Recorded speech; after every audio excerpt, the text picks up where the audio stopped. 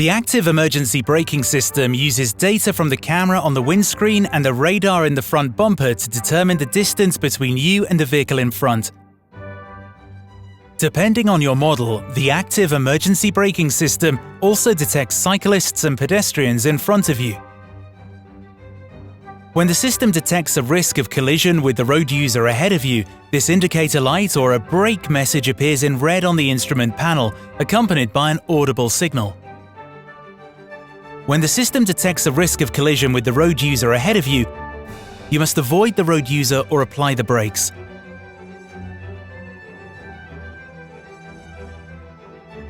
If you brake and the system detects that the risk of collision is still present, the braking force will be increased by the system. If you do not brake or do not take evasive action despite the audible and visible warning, active emergency braking is triggered and the vehicle brakes, coming to a complete halt if necessary.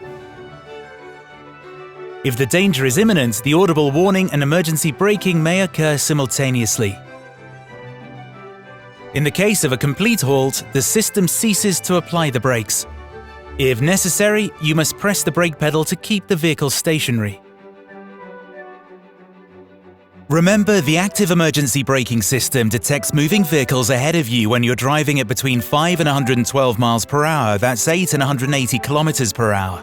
Meanwhile, stationary vehicles, pedestrians and cyclists are detected when you're driving at between 5 and 53 miles per hour or 8 and 86 kilometers per hour.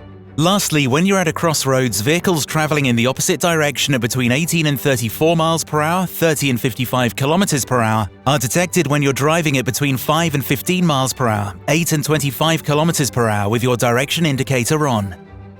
To ensure your safety, the active emergency braking system is automatically activated every time the vehicle is started.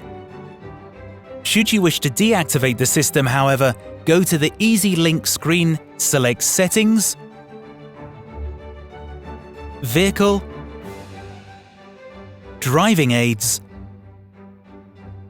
Active Braking, and lastly toggle to Off. This indicator light then comes on. Note that the system will be reactivated automatically the next time the vehicle is started.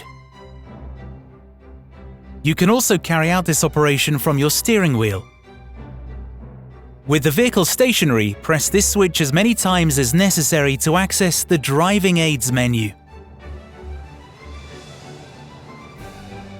Now press this control repeatedly at the top or bottom to get to Active Braking.